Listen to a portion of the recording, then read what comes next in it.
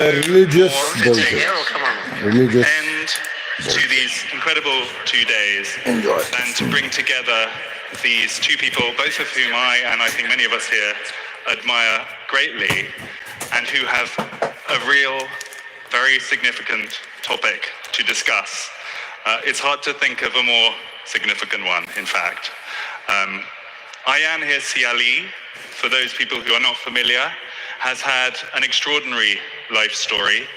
She was born and raised in Somalia, at which point she was an enthusiastic member of the Muslim Brotherhood. She then escaped and became a refugee into the Netherlands, where she rose to become a top-ranking politician and a best-selling author. Her book, Infidel, has sold many, many millions of copies over the decades.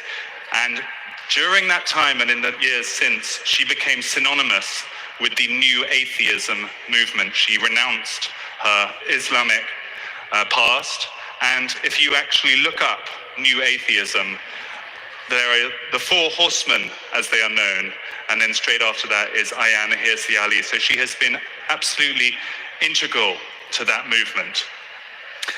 Last autumn, some months ago, on Unheard, in fact, she announced that she had become a Christian. And the world reacted. It was covered in all of the newspapers, and it was seen rightly as an incredibly significant story in the world of ideas. Richard Dawkins, who needs no further introduction, but is perhaps the most famous atheist in the world. His books, The God Delusion, The Selfish Gene, are some of the biggest-selling non-fiction books of all time. He has been active making the argument for the atheistic cause for decades. And when his close friend and fellow new atheist announced that she had become a Christian, he wrote an open letter to her saying, and I quote, "Seriously, Ayaan, you, a Christian, you are no more a Christian than I am."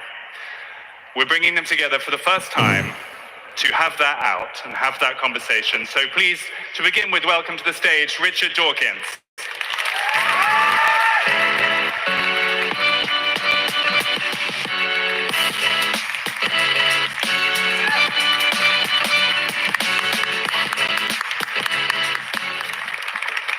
And just behind that curtain, I hope, is none other than Ayaan. Welcome, Ayaan Ali.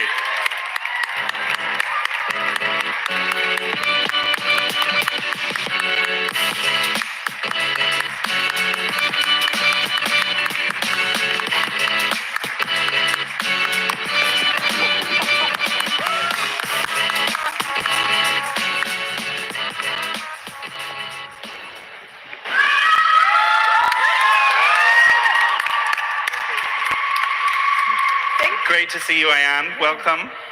Thank you. I think we have to start with the extraordinary few months you've just had. And for those people who haven't been following it, just tell us the story how such a famous atheist, someone who had rejected religion, came to call herself a Christian. Oh. So I want to say that I didn't, like many people who come to faith, I didn't see big banging lights, and I didn't have any of those spectacular experiences that some people share. I wish I did, but I didn't. I had a personal crisis. I lived for about a decade with intense depression and anxiety, self-loathing. I hit rock bottom. I went to a place where I actually didn't want to live anymore, but wasn't brave enough to take my own life. And so I was self-medicating. I had, over a long period of time, seen psychiatrists, other doctors. I was trying to understand my condition and trying to treat it.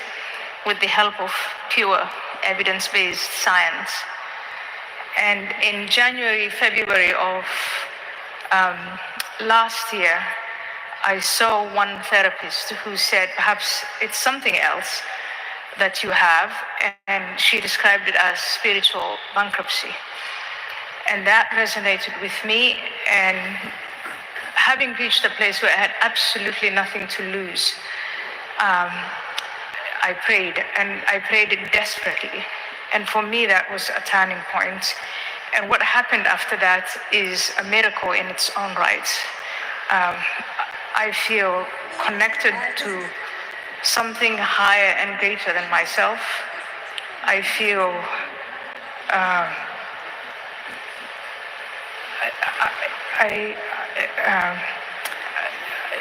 my zest for life is back. And that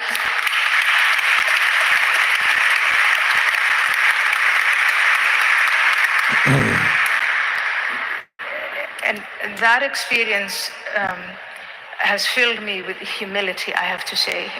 And it is something that's very subjective. It's extremely difficult to explain. I'm trying to get into the details, the granular details of how I got there in a book, but that is a short, that's the shortest story that I can tell. Let's go to Richard Dawkins' reaction, because that's a moving personal story, but to call yourself a Christian is a bit different. I mean, a Christian has to believe in something, and you go to church now, and you listen to the vicar, and you kind of notice what a lot of nonsense he talks. I mean, do you really take it seriously that Jesus is the Son of God, Jesus rose from the dead, Jesus was born of a virgin, and that's part of Christianity? So I think because you, and I know you very well, we've been friends for a long time, and in fact, in some ways, I think of you as a mentor. I would say you're coming at this from a place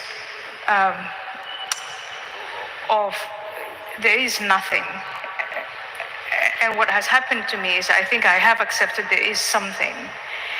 And when you accept what it that is, she doesn't know. There is a powerful. So she believes in just anything.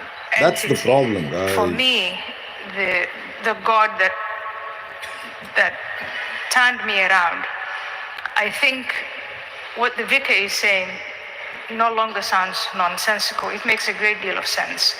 And not only does it make a great deal of sense, it's also layered with the wisdom of millennia.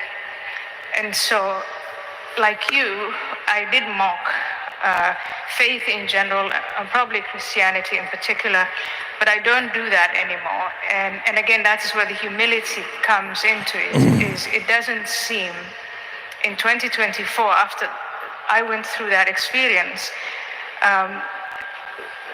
it doesn't seem nonsensical to me, and I don't mock it. I think I've come down to my knees to say, perhaps those people who've always had faith have something that we who lost faith don't have. And people who have faith also, like the woman who told me, well, you've tried everything and you've lost hope, you've lost faith. Try it, pray. I think just in that one word, there is so much wisdom and that it's. I am stuttering and I'm struggling to say. I'm just trying to say no. It's not stupid. It's in fact it's clever and it's wise. So you believe in some kind of higher power, which is comforting you. And you're obviously reacting from an Islamic past, and I know that from what you've written, that part of what you feel is that Christianity is a bulwark against Islam, which is a quite separate thing from what you've been now saying, but you stand by that. I mean, that's part of what you're saying, and I accept that, and I support that. That's why I've called you a political Christian. But from what you've just said, it sounds as though you're more than just a political Christian. I mean, it sounds as though you actually believe it. So what is your response to those specific questions of Richard? When the vicar is saying that Jesus is the Son of God, literally, not figuratively, how do you square that with your highly trained rational mind? Well, it is, again, different planes of perception. So I choose to accept Jesus Christ, the teachings of Jesus Christ, the story of Jesus Christ. I choose to accept that. So on the personal level, the rewards I get, very subjective again, but mine and through choice, which is separate from where I think that, aside from my personal experience, the history of Western civilization is mainly Christian, and that the external forces, for instance, the spread of Islam non-violently or violently, and the challenge of Islam and the message of Islam to Western civilization can be countered and should be countered with the message of Western civilization, which is essentially Christian. And in that sense, I think there are more people who agree with me, but that is on the societal level. So, guys, the thing is that the Christian and the Hindu, they both have the similar kind of thing. So I think, you Christians can just bring Krishna in, and then we can figure that out, right? Because it's actually the honest truth is that, right? Like the Christ is actually Christian story moving around 5,000 years ago. Because we are the oldest one, we know what's going on. You guys don't. You've used yourself, Richard, the phrase lately that there is. But the thing is, now she will go really crazy that first she was Muslim, then she became a Christian. Now I'm telling her to become a Hindu. She's gonna go crazy, nuts. Or moral and cultural because I'm just telling her the truth, Cultural authoritarianism. I think then perhaps we're on the same page about that might be a way of countering it. Yes. But on the personal level, yes, I choose to believe in God, and I think there we might that's say, a good way. Let's agree to disagree. No, there is. I didn't hear that. She's saying let's agree to disagree on the detiles. I mean, if I could, it's more than just details. I mean, okay. I want to say two different things. Let's take the moral thing first. Islam is a nasty religion. I think we agree about that. But Christianity is not all that nice either. And when you think about Christianity is obsessed with sin. St. Augustine said that we all inherit the sin of Adam. Well, of course he didn't exist, but so we inherit original sin. Original sin came down in the semen. Jesus was not conceived with semen, that's why he's clear of sin. His mother Mary had to be clear of sin as well, so she had to have an immaculate conception. This is all obvious nonsense. This is all theological bullshit. And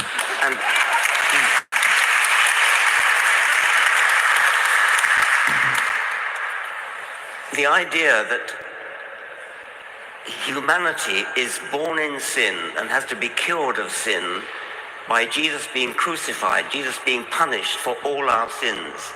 And that is a morally very unpleasant idea. I'm sure you must agree about that. I find that Christianity is actually obsessed with love, and that the teachings of...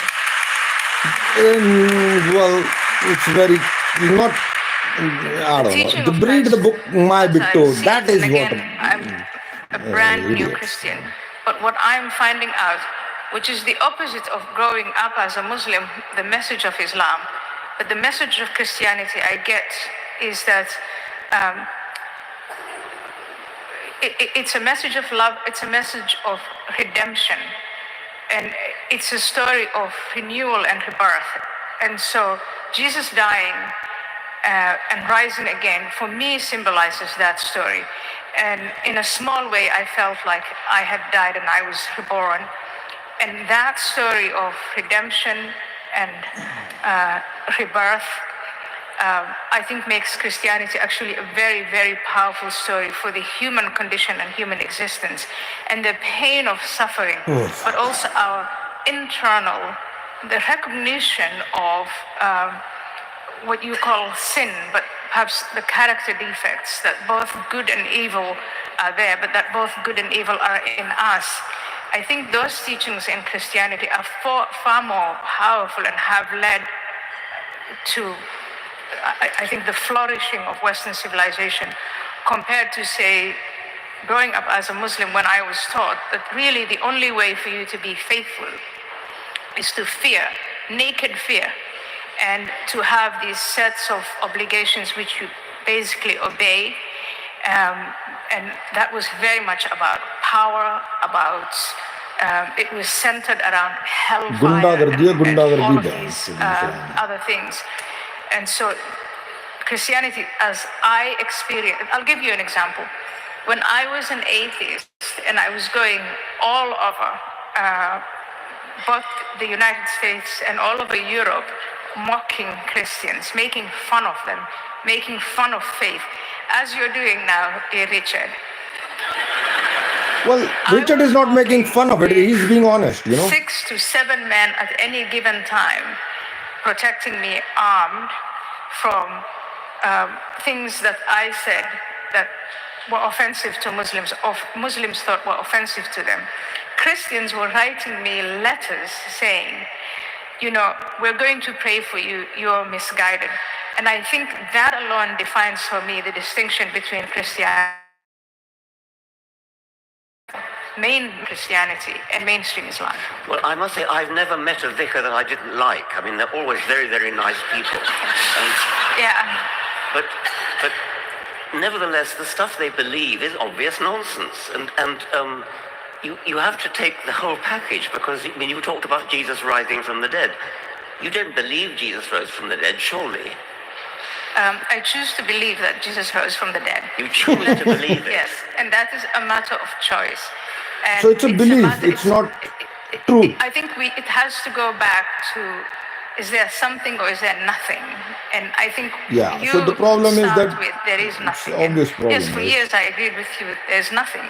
But if you come round to the idea that there might be something much more powerful than we are, I am something that caused everything else. Yeah, exactly. Something like Jesus rising out of the dead, or these other miracles, Jesus being born out of a virgin, for that higher power is not a big deal. But again, it's a matter of choice, and it is just different planes of perception. And I think here on this plane of perception, having been a former atheist, I don't think this is something we're going to resolve tonight or agree on right now. Well, and so that is where I think it's perhaps more interesting, even if you choose not to believe, to say, let's at least talk about the value of Christianity for today. I look at these universities, most illustrious universities of the West, and you've all shared with me images of young women draped in kefirs, the symbol of Hamas, performing the Muslim prayer. And tell me if those kids are not morally and utterly lost. And Queers for Palestine.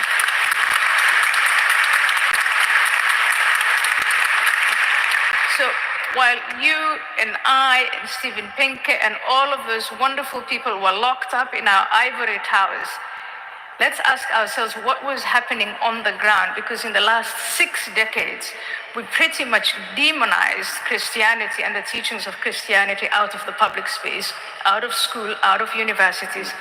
And a vacuum occurred, and that vacuum is now being filled, as G.K. Chesterton said, not because people have come to reason, but because now they'll believe in anything. There are very awful forces today out there that are claiming the hearts and minds and souls of these young students. And when So you daddy say is here. nothing, Daddy is here there's just for nothing. that reason. We're getting into the I will show you guys. Don't worry about it. I'll show you all the question. I miracles. just feel All the it's miracles worth you want on pressing planet Earth, you one know. more time on this. You said agree to disagree, and I understand, having read Richard's letter to you, that literal belief is the bit that he can't get past. Are you saying that you don't literally believe those things? You talked about planes of reality. Is it that you see a beauty in those things and choose to suspend your rational judgment, or do you literally believe them? Yeah, I mean, I think there is something subjective, and there's a choice. There are things that you see and perceive that a different person cannot perceive. Art, music. In fact, I think you do enjoy a great deal of Christian art and music. I will look at a painting by Pollock, and I will think my 6-year-old must have spilled all the paint on the canvas and run around. And people are crazy enough to pay millions of dollars and hang it on walls. But I've actually seen people be moved to tears staring at a Pollock. That is a plane of perception that is real, but it's also very, very difficult to measure. And it's the same the way you're moved by certain pieces of music. So the fact that I have faith, and I choose to have faith because of what I've experienced, is just as real for me as it is for the millions of people who believe. But for me, what you is believe, even you don't more know. real That is the issue, guys. it's the story She itself. believes, she doesn't know.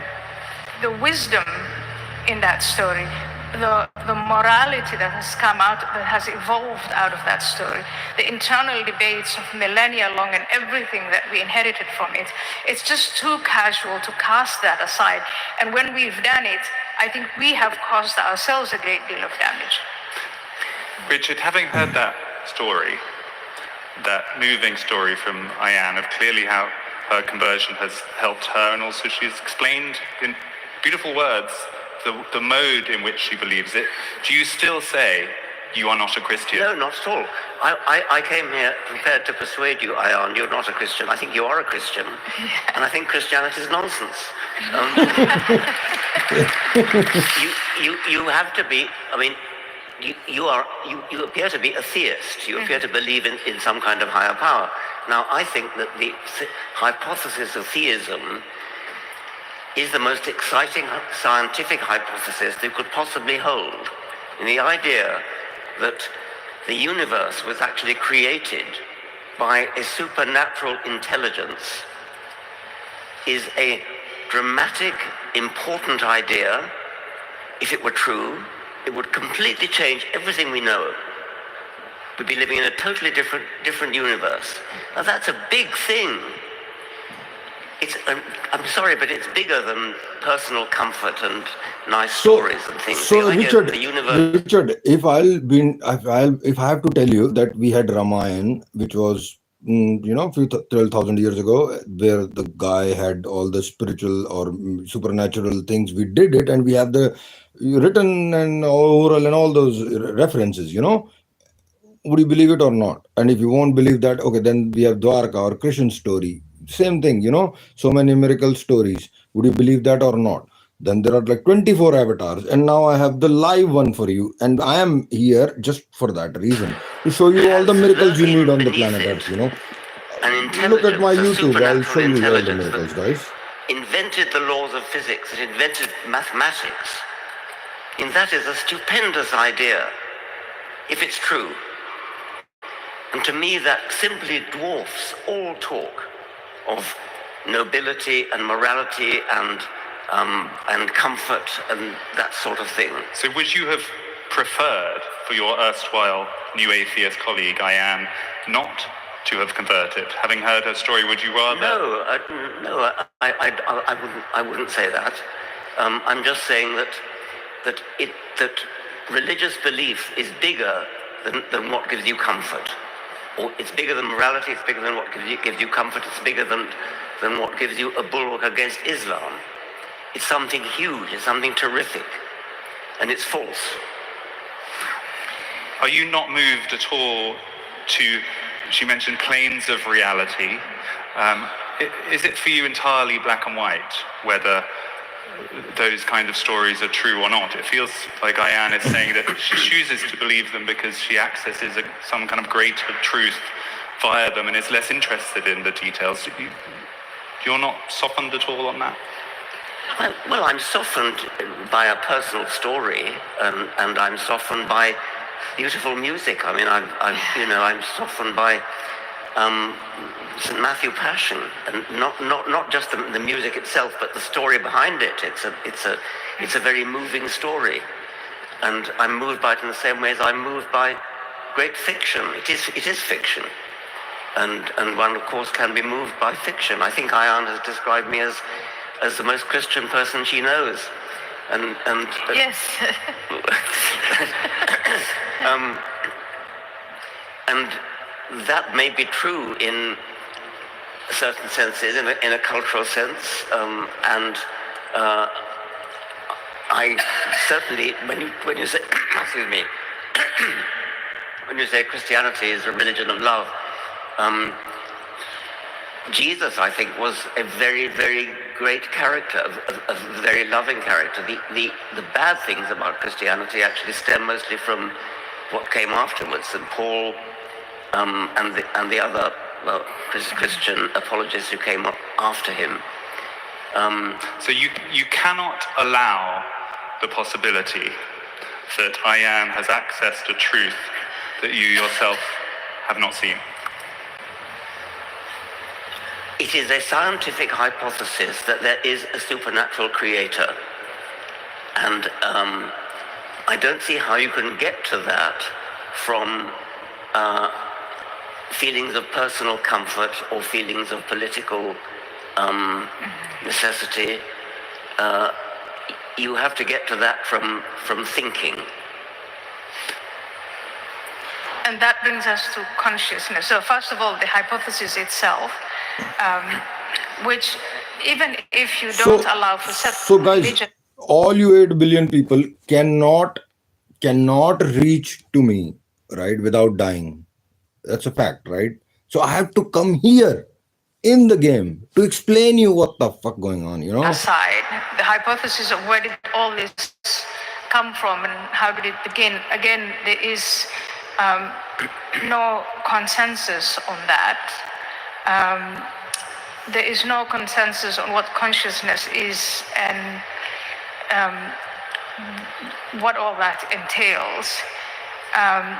But I think that it is, on an academic level, very interesting and very rewarding to look into and explore all of these different things separately on an academic level. On a non-academic level, I think that it's very useful now. I hate to go back to utility, but to have all of these things connected, where as human beings, we are material, yes, but we also are more than material. We have a sense of consciousness and we have a range of needs. And some of these needs, reason can answer and pure science can answer. But some of these needs cannot be answered by that. And I think faith in a higher power, in God, and in the story that makes sense of it all, gives it meaning, is very, very important for human beings. And the danger lies in trying to conflate these different planes and then casting aside as useful. It is false, it's useful, it's useless, it's unnecessary. And now we have, the range of human suffering where, as an atheist, you don't really offer an answer, you don't offer a prescription for this is a way of life, this is a path to happiness, this is how you can deal with the challenges of existence. And atheism is an attitude. It basically says, as of now, there is no evidence to show that God exists or that a higher power exists, full stop. And you figure the rest of it out. And it's very, very difficult to figure the rest of it out. I will give you evidence. After this, I will give you evidence of me being on the planet. Okay? Meaning and Relax. purpose. And yes, if you're afraid of the dark, and if you're afraid of whatever it is that's causing you anxiety, or whatever is causing you self-doubt, relationships between other human beings, I think Christianity does offer a recipe, and perhaps in my view, the best recipe for not only how to live with yourself and connect to the universe, but also how to connect with fellow human beings. Guys, each to their own. That's what it is. Each to your own, you know. Suppose it were true that atheism doesn't offer anything. Suppose it doesn't offer anything. So what? Why should it offer anything? Why should the universe offer you anything? Well, then what is the scientific explanation? Universe needs to offer you some kind of answers, right? When you get confused, otherwise you go crazy, you know. So there has to be some kind of reasonable answer. Well, it's neurology. For your questions. Let me ask Ayaan. I think the question you ask now is very interesting. Why should atheism offer you anything? There is no reason why atheism should offer anything, but something else. Faith offers something valuable and tangible and real. So why should atheism mock that and knock it down? No, is it not possible to have this coexistence where there is a place for reason and there is a place for faith and for subjectivity? Well, then you have to come to Sanatan Dharma, which is the Indian thing, which is like the Vishnu thing, which is like the nature, which is like me, which is like the truth. A separation. Everything else is just speculation and bullshit. I'm telling you. And I'll prove you within like 10 minutes. World, just wait. The temporal world versus the world of faith. And these things, when they complement each other, I think lead to a much more powerful outcome than when you. Again, I find the differences between us a little cosmetic and a little artificial, because there are so many things I agree with that you are saying. It's just that the attitude that atheists take, that if you do not see the world the way they see it, and if you don't live according to reason, you must be an idiot. You must be unintelligent. You must be stupid. No. I think that is a bit that just smacks of. Okay. Yeah. Okay. Let's not go there. I don't want to say that. Yeah. What I do want to say is this: faith offers you something. Obviously, that's very, very, very clear. But it doesn't make it true. It doesn't make the existence claims of Christianity true. There is a difference from saying that being in a certain psychological place is consoling and comforting and offers you a meaning of life and gives you a purpose in life. All those things which are wonderful, and I have them too. They're a bit different, but I too have a purpose in life. I have a meaning in life. But just simply because something gives you a meaning and a purpose in life, it doesn't make the existential claims true. And Christianity, like any other religion, makes claims about the world, about the universe, which are either true or not true. And I may be wrong and you may be right. They may be true, but the mere fact that they're comforting doesn't make them true. That's an important point. Yes. But I agree with you on that point. The mere fact that they are comforting doesn't make them true. But the hypothesis that there is something other than nothing is something you can't disprove as much as I can't prove materially. Well, then I am here Jesus was to born prove you out of a virgin. everything. So Yes. I think it's some of these areas where I think it's a very, very important debate that occurred about 200 I years agree. ago. We can have that debate, and Yeah. that's an important debate, and that's the one I would like to have, rather than the one that's comforting. I mean, for example, I would like to know whether you think that we survive our bodily death when our brain dies. When I asked you that when we had dinner Yes, together. we do. I'll tell you. I'll give you proof of everything, Richard. No. Don't worry about it, bro. Have you changed your mind about that? I'm sorry, please repeat. What have I changed my mind about? About life after death, about surviving. Do we survive our Reincarnation, bro. You don't even believe in that. We And survive that is our the... own death, and you said no. I said yes. Bodily, no. I do not. I don't survive death. I don't think you will survive death. I said that when Bertrand Russell said, "When we die, we shall rot." That Yes. That is true. That is but wrong. Then what happens? Only your body rots, not your the fucking soul. Consciousness, Spirit. etc. That again. That is never. That never dies. I think there is a soul that is eternal. that survives death. Well, there is something that, again, like I said, I did feel a connection, and that wasn't. It wasn't a bodily connection. It was a connection through consciousness and mind. And if that's going to outlast me or not, I don't know. I don't know about that. But Richard, I do know where you stand on this debate, and So that is.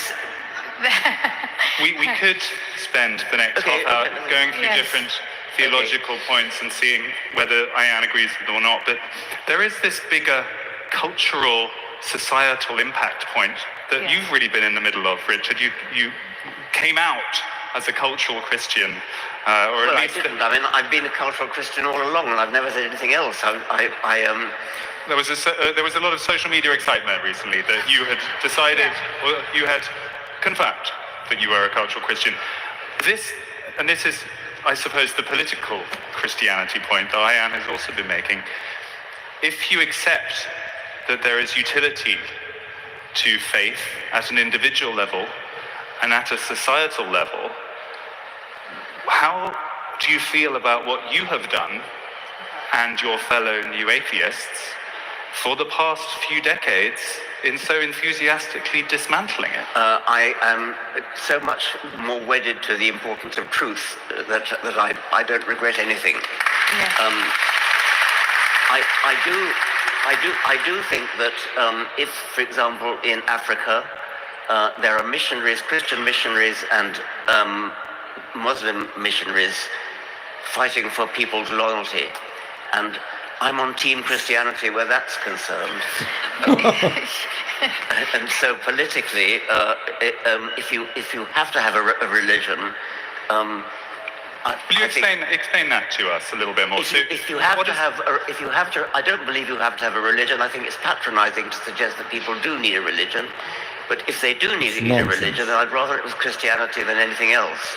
So the dream world, according to Dawkins, would be nobody having a religion, and then in second place Christianity, and then Islam comes last. Yes. But then, Richard, there is this thing called Sanatan, which is eternal truth, which is like a billion fucking people living in India, right? They believe in sun and water and rivers and fucking all the natural things. And we know what the God is. The nature, like, you don't understand. I am the God. I created these things and I control the nature. And I'll prove you within like 10 minutes. Okay. I think that's fantastic. And I also want to say, you don't have to go as far as Africa to see this confrontation between Team Christianity and Team Islam, and Team Christianity versus Team Wokeism. It's right here. There is a great deal of Islamic missionary work that has been very successful in Britain and in the US and in other parts of Europe. And I think Team Christianity or Team Christian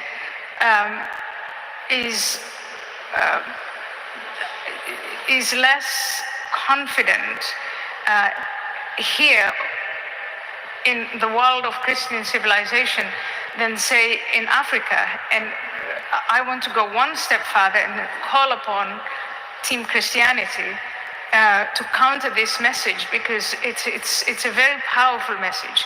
And even if you and I disagree on whether, there is God and whether there is creation, I respect your view. I know you respect mine. But Are you inviting Richard Dawkins to join Team Christianity? Richard Dawkins is on Team Christianity. Do you accept that, Richard Dawkins? Are you on Team Christianity? But If it's a choice. Richard Dawkins just said that, but I think, and I really mean Yeah, he's this in a afraid serious of way. dying Look at those because young the other one will kill him, you know. in their 20s, in their teens, in their 30s, and right now they're being offered these messages of moral frameworks that they're embracing that are cultish, that are based on fear, that are nihilistic, and that are dead end. And so if you say you're on Team Christianity, then I would encourage those who are so inclined as to advance Christianity not to worry about Africa, but to start it here. Stand up to those people in Columbia and Harvard and Penn U. And What are you against here? The young people have been susceptible to other ideologies that are but what far other inferior. ideologies what are we speaking of there? Well, there are mosques and Islamic centers that have convinced young people here in America and in Britain and elsewhere that Christianity is dead, has nothing to offer, that Western civilization is a moral vacuum, and that they're here to fill it. And to my astonishment, it seems as if they're making an impact. Look at all these so-called pro-Palestine protests, which are not really pro-Palestine. These are, in my view, clearly, in many ways,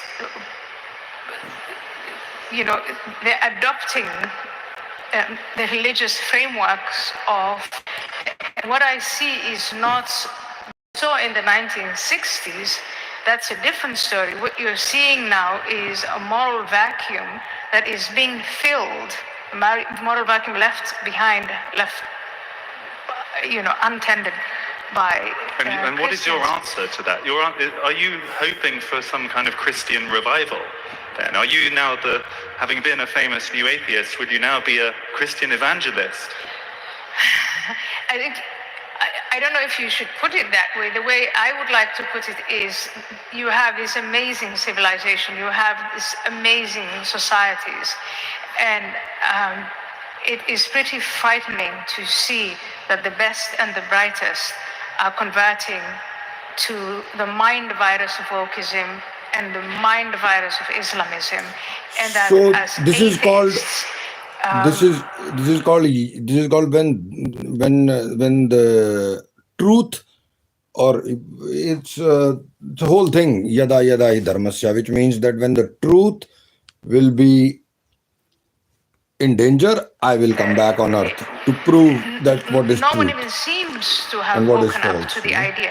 There is a condemnation of wokeism, which you do, which you condemn the woke and the mind virus of the woke.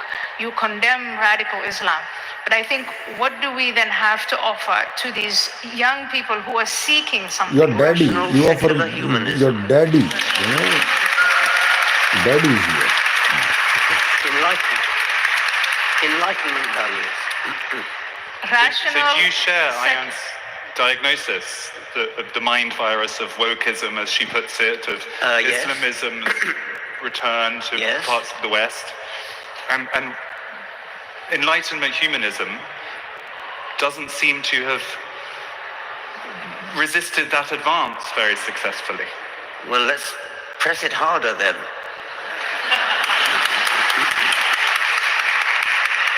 Rational secular humanism is itself an outcome of Christianity.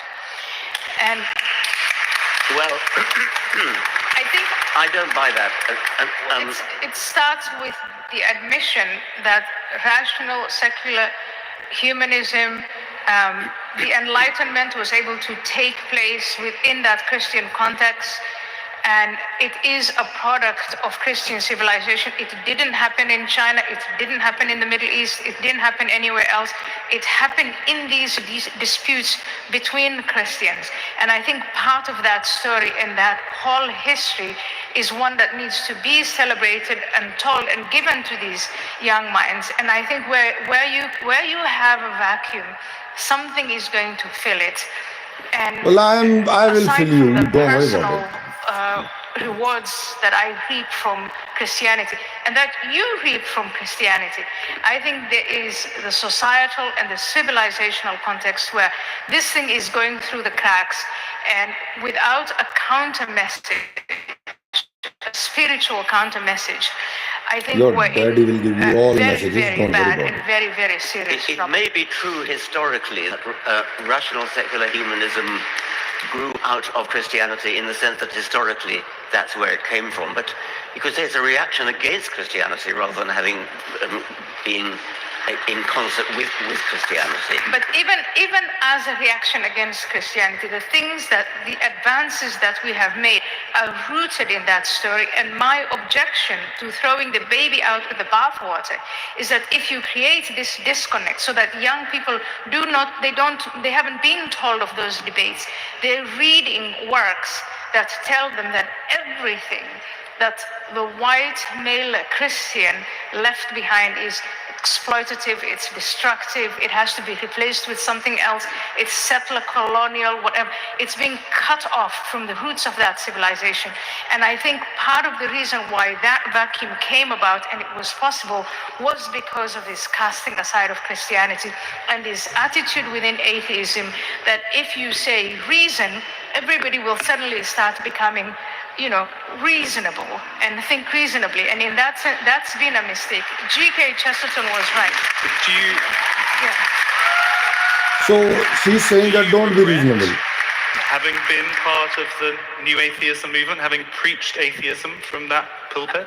I do regret doing that. And I want to say that when I realized the damage that I was doing, and I was doing a great deal of damage by equating Islam with Christianity. First of all, it is false. We were talking about truth and falsehood, and not all religions are the same. Religions are different because they come out of different cultures and grow out of different contexts. Yeah. So Christianity is not the same as Islam, and I'm guilty of having said, well, all faiths, all perceptions of God are the same and they're equally damaging. So I come back from that, and I also have come to regret the damage that I've done, and I want to make my friends like Richard and Sam Harris and Daniel Dennett and all the others, I want you to see what I see, and what I see is where you have a moral vacuum, something is going to fill it. I want you to see not necessarily that the Islam or just like Christianity, you said, because if there's that is not true, between Team Christian and Team Islam, you would be on Team Christian. Only But truth what you can fill the value vacuum. in You need to Christianity understand is this. something that really is The truth is, absolutely I am necessary to pass on to the next generation. And who I am we have failed your the next Lord. generation by taking away from them that moral framework and telling them it's The nonsense Swami and of false, Islam. but also not protecting them then from the external forces that come in for their hearts, their minds, and their souls. I think you're wrong to say.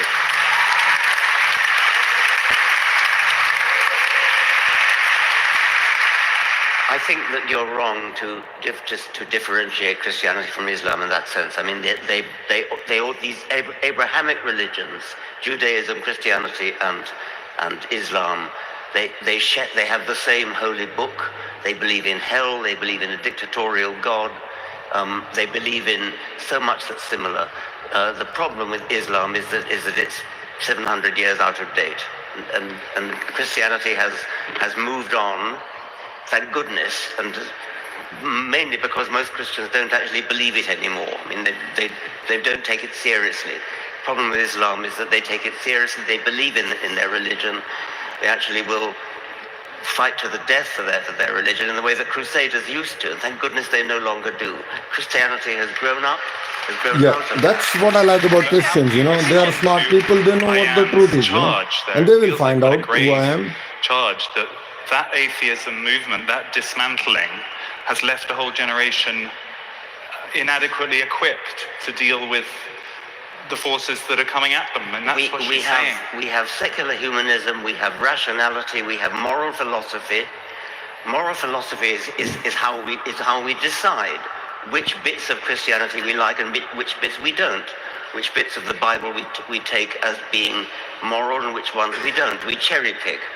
And the basis for our cherry picking is modern, secular, moral philosophy, which is a well-established philosophical discipline, and it's on that basis that we decide what is moral and what is not. We decide in favor of feminism, of all the things that we value today, which do not come from Christianity. They come in spite of Christianity, in spite of all religions.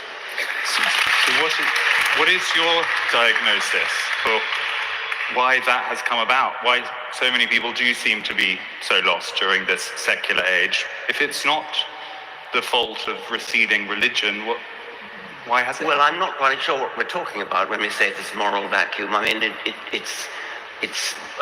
we're talking about wokeism, are we? But first, I really do want to object, Freddie, to Richard, the statement you made about the holy books of Christianity and Islam being the same is absolutely untrue. And in fact, maybe a follow-up to this discussion would be to actually read these books to see what's in them and how different they are.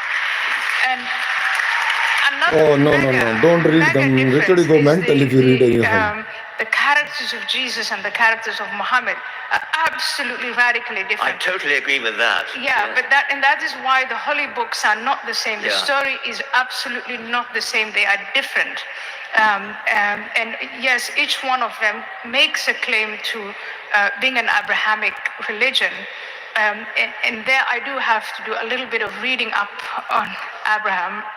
I have to do a little bit of reading on the Old Testament. But as far as I can tell now, from where I am in the New Testament, it couldn't be more different from the Quran. Well, okay. I've done a lot of reading up of it. The Old Testament is a very, very nasty book indeed. And the New Testament, on the face of it, is better. But the aspect of it which I mentioned before, the idea of God couldn't think of a better way to forgive the sins of humanity than to have his son crucified. That is a disgusting idea. God gave us free will. God gave us free will. But again, I don't want conditional to free will. You don't have free free will. You have conditional free will. I told you in last chapter, yesterday. To disagree. But in terms of, you asked, what do you mean by a moral vacuum? And what can we fill that moral vacuum with? With morality. The conception or the perception of the difference between right and wrong is, I think, something human beings have been trying to answer for millennia. And we have different human beings and different categories of human beings have reached different answers. And I think that if you take the history and the story of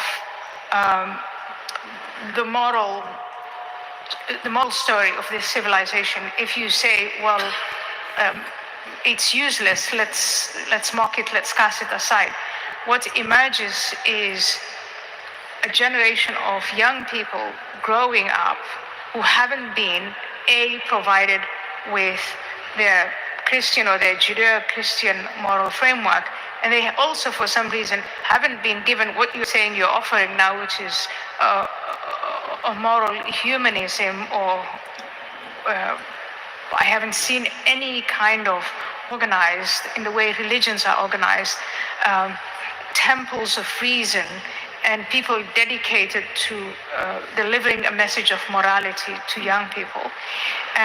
What you Do you have accept then that, Richard? Just to Well, in that case, if that were true, then we need to work harder. But we don't. What we don't need is to saddle our morality with a lot of supernatural nonsense. Well, what I think the assumption was that universities and schools would provide that, and that universities and schools, again, separated from their Christian underpinnings, started to say, we are neutral grounds, and we are going to adopt a moral neutrality towards religion and faith. And there, exactly, that's where the vacuum emerged. Young people looking for moral direction, not getting it from their own civilization, and other forces coming in and filling that out. And that is the crisis that you are witnessing now. And I think it is I'm not evangelizing. I'm not imposing a new or an old form of morality. Don't worry about it. But I'm here, saying that guys. we are having I'll fill a all very, your very morality with serious my moral crisis. Leela. Don't worry And about it it. is, I'm I here hope to that do this Leela, is just you know. the first conversation. But so for those of us, I am coming out and saying, when I was advancing atheism and saying that Christianity is nonsense and it is just as nonsensical and as dangerous as Islam, I was absolutely wrong, and I contributed to this moral vacuum. And I stepped back. Christianity. I mean, the largest Christian church at the moment is the Roman Catholic Church. And they are the people who've got the organization going. They've got the whole of South America. They've got an enormous number of people. And they stand for total opposition to abortion, contraception. This is not a good organization for morality. Yeah. I think the challenge to you is, if you say the Catholic Church or the Anglican Church or any of the other Christian churches are either, in terms of your words, either nonsensical or immoral or useless, or regardless of however you characterize them, if you don't have an alternative, and I think from at least the last 5 or so decades, we see that no alternative has been established. Again, the assumption was reason and enlightenment and humanism is simply going to emerge from education. The higher your level of education, the more reasonable you are. Now, what we see on display in our universities is the very opposite. That is a moral The more crisis. education you have, more chore you become, you know, fucking You thief, seem to be saying corporate the thief. organization isn't there. I mean, we need a church of humanism or something like that. Fucking venture I've never been capital in favor mother of chode. that kind of thing. That's what you but, become when you become educated. do you accept Mark, the you're a observation chore mother that chode. Ayaan is making? Did Do you it think just that's while true, when that having expected enlightened humanism to take the space if religion receded, that didn't happen? Something else happened. I was never that optimistic. I mean, I never thought we were going to have a sort of brave new world of enlightened humanism. I was just interested in the truth, and the idea that somehow we were on a mission to found a new church or something like that. We just never were. So you didn't think about what would happen afterwards? No, I mean, I can't speak for my colleagues, but for as far as I was concerned, what I was interested in is what is true, and I believe that all religions are false, and I'm interested in what is scientifically true. Yeah. So come to me, buddy. Sanatan Dharam. I'll show you what scientifically true is. Left, and before we conclude, I feel we should touch on this Supernatural question of science. Islam. That's what you need. Because it actually seems, I think most people watching will be surprised by some of the language and the intensity of your agreement on this issue. You describe it as a nasty religion. That's strong terms. What do you mean by that? I don't mean that individuals are nasty. I mean that the ideas of things like the penalty for apostasy is death. I mean, what kind of a religion is it that has to penalize people who leave it by killing them? Yeah. That is a revolting idea, and That's nonsense. Are you like Ayaan? Are you anxious by the protests? Do you watch what's happening in the news with anxiety? In that respect, she seemed to be saying earlier that Islamist ideas are growing. I wasn't aware of that. I mean, the protests that are going on in American university at the moment look to me more like anti-Jewish, anti-Semitism. And the vector for this virulent anti-Semitism is Islam. It's radical Islam. On every university, there is a Muslim student association. There are Islamic centers, there are mosques, there are websites, and they propagate, and sometimes in the most sinister ways, their faith and their antipathies and the antipathy that radical Islamists hold against Jews. Follow the money, guys. Who's funding them? You know, follow the money. You know where it is coming from. So fucking if from one Qatar day to or the next Kuwait we and all that wake up, shit. the 7th of Fucking October last motherfucker. year, It's you guys are idiots, you know. The Western civilization, these fucking Western motherchod, those West people who went to the fucking Saudi Arabia and found oil and then made them kings and queens, right? Like those fucking those cow herd motherchod, camel herd fucking idiots. You made them billionaires. You fucking idiots. You should have, there are only 5,000 of those. You should have bombed them and take all that land and took all the oil. You don't know how to do business. Israelis You know, working, fucking many of idiots. them young people, मादर many of them चौदह में actually गाँव के चूतियों को तुमने band के लौड़े billionaire बना दिया वो मादर चौथ गंदगी पूरी पृथ्वी पे फैला रहे हैं मागे लौड़े कीड़े मादर चौथ इस्लामी कीड़े मागे लौड़े ठोक लेते बहन चौथ जमीन ले लेते लूट लेते तुम्हारी माँ को चौदह तुमने दुनिया भर को लूटा तुम्हारी माँ को चौदह तुम्हारे को बैंड के लौड़े इंडिया आए थे अपनी माँ चौदवा रहे थे तब even fellow Muslims have said उनको भी लूट लेते बहन के लौड़ो ऐसे ही तुम्हारी माँ को चौदह उनसे तुम धंधा करने लग गए मादर चौथ चूतिए अकल ही ना मादर चौथ में गाड़ा तुम्हें तेल के बदले में तुमने अपना देश बेच दिया धर्म बेच दिया सब बेच दिया तेल के बदले में मादर चौथ तुम्हारे ट्रम्प ने मार के लौड़े गांडू ट्रम्प बहन लौड़ा It's all about oil, guys. Fuck oil. Draping themselves in kafirs, shouting genocidal slogans and chants on our campuses and thinking that they are replicating 1968 and see themselves as anti-war. आज वही चूतिए मोदी को band के लौड़े गले में हार पहना के हमारे देश में गंदगी फैला रहे हैं मादर चौथ गलती तुम्हारी है तुम बैंड के लौड़ो तेल अपनी गांड में दे लो तेल मार की चीज तुम्हारी चूतिए साले वेस्टर्न बावली कांड सिविलाइजेशन फुद्दू सिविलाइजेशन पहन दी लाउडी है ना मेरा धंधा खराब करवा रखा मादर चौथ ने मेरा धंधा नहीं चलेगा I stay and you know my until my company is not working I am unable to think I'm only going to yell and fucking abuse the world until my company starts working, you know. My business needs to run. Fucking casting has to work, you know. I mean, some of the language you've used this evening, I'm not sure if you said clash of civilizations, but it was moving in that direction, will be anxious making to people. You are now a Christian. Are you really hoping to go back to the days where Christians मेरी company को band के लौड़ने छोड़ दिया इनकी माँ को छोड़ू मेरा बाप इतनी मेहनत करके घर बेच के बना के बैठा है कंपनी अपनी मादर चौथ रंडी के बच्चों वेंचर कैपिटल मादर चौथ fuck मादर चौथ planet Earth fuck India fuck everybody मादर चौथ कीड़े cockroach please just take a look how they responded. stole my Where idea there my is an money existing faith that is strong, it is very difficult for all of these other mind viruses to encroach upon and take over. That is as far as I'm going. I'm not saying let's start the crusades again. I'm just saying let's stand for what we have. Let's embrace it and let's defend it.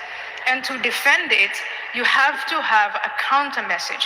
There is a great deal of activism knocking on young people's guys I have a message but I won't give you any message मादर माँ चुराओ मैं क्यों दूँ तुम्हें message माँ के लोड़ो मरो तुम माँ के लोड़ो मेरी कंपनी नहीं तुम चलने दे रहे मैं क्यों तुम्हें लोड़े का मैसेज दूँ मर जाओ मेरे लिए तुम आज ही माँ के लोड़ो मैं भूकंप ला के मारूंगा तुम्हें तुम्हारी माँ की चूत पृथ्वी की माँ का 14 माँ के लोड़े मोदी चौधरी मादर चौथ कीड़े निकम्मे माँ के लोड़े आए अभी तक मादर चौथ भारत सरकार की माँ को चौधरी रंडी के बच्चे मादर चौथ educating and developing young minds are looking on and thinking, what the heck is going on here? And that is not the right attitude. And it never has been the right attitude. There's a great deal of denial. Yes, there's a clash of civilization. And this clash of civilizations has been going on at least since 1989. And the attitude of Western leaders, political leaders, academic leaders, media leaders, has been to hide in denial. It's been to deny it. And the more you deny it, the more those adversaries who are clashing with us benefit from it. And right now, I don't think atheist humanism is offering any answers. I challenge you to come up with an elaborate message to fight these people. What is your message to your Muslim or formerly Muslim followers? I mean, you have many, many people who see you as a beacon of someone who has left their Islamic faith behind and has found success and flourished in a secular Western society. What do you say to them now that... So again, there's there are a billion and some Muslims, and there are Muslims who are peace-loving, who hate the Islamists, who hate the message of hatred and blowing people up and closing the minds and threatening people that if you leave Islam, you're going to be killed, which is absolutely revolting. So right now, I have more genuine Muslim friends than I ever had before, because the same individuals who reject, they still identify as Muslim, but they reject the... Well, how can they identify as Muslim if they reject? That's wrong. You know, they are fooling you. Maybe they're doing al-taqiyya. So a lot of them, my Muslim I will never friends, trust a Muslim. are scratching their heads and wondering until they change why to Western something else. civilization Either is Christianity committing or anything, suicide, you know, why either they're atheism allowing or this. my In the religion, name whatever, of right? freedoms, in the name I of don't freedom have a religion, of I have speech, a freedom spiritual of thing. association, Like science, and spiritual freedom of thing. religion, we have allowed a cult of power, Islamism, a political totalitarian ideology, to seed itself here, deepen and broaden and grow. And we have nothing in return to say. And it's a cult that wants to destroy the very freedoms that it uses to advance its agenda. So what is your invitation to your from my Muslim company? or Fuck formerly you all. Muslim Maro followers? Is it become a Christian? Christian? I'm not telling people to become Christian. All I have done is explain why I have become a Christian.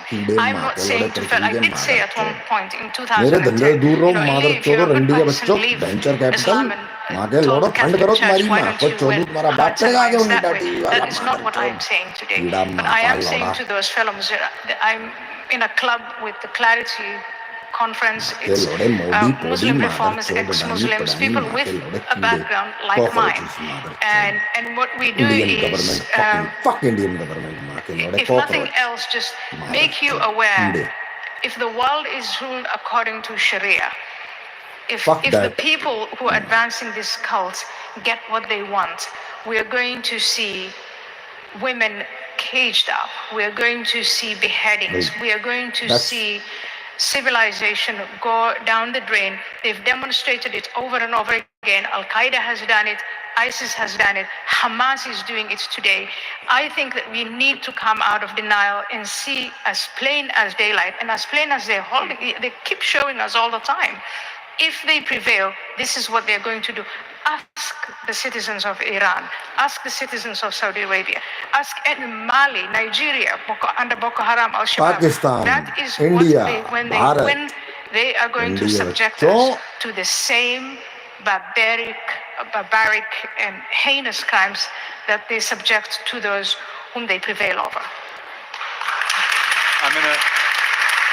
We are out of time. We could talk for many hours. I want to give the final word to you. Businessman के साथ उसका धंधा खराब होना फिर उसको कुछ समझ नहीं आता गाइस और मैं हूँ एंटरप्रेन्योर इस लाइफ में इस लाइफ टाइम में और मैं अपनी कंपनी चालू होने से पहले पृथ्वी नष्ट कर दूंगा अगर मेरी कंपनी चालू ना हो तो अपनी माँ चढ़वा लो तुम मैं लौड़ा सुनता किसी की माँ की चूत तुम्हारी माँ के लौड़े वेंचर कैपिटल माँ के लौड़ी मादर चौथ economic London school of economic दो चुरा लो अपनी बहन के लौड़ो मर जाओ सारो return my fucking diamond you fucking your king stole my diamond मादर चौथ रिटर्न माय डायमंड मादर चौथो के लौड़े मादर चौथ लौड़े की सिविलाइजेशन तुम्हारी मर जाओ मादर चौथो fucking thieves मादर चौथ stole my fucking कोहिनूर माँ के लौड़े मादर चौथ Return my diamond, you mother Ladies and chode. gentlemen, Best please join me in civilization. thanking both Richard Dawkins and Ayaan. Here's the alley.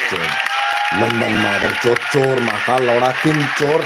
King Charles, you're a fucking chore, mother chode. Return my diamond, mother chode. Now, guys, I will prove you. Like, I don't want to prove anything. Now I'm fucking angry. Fuck you all, mother chode. Return my diamond, ma ke lodo. Ari mother chode, Bharat Sarkar, Randi, marja ma ki lawdi teri ma.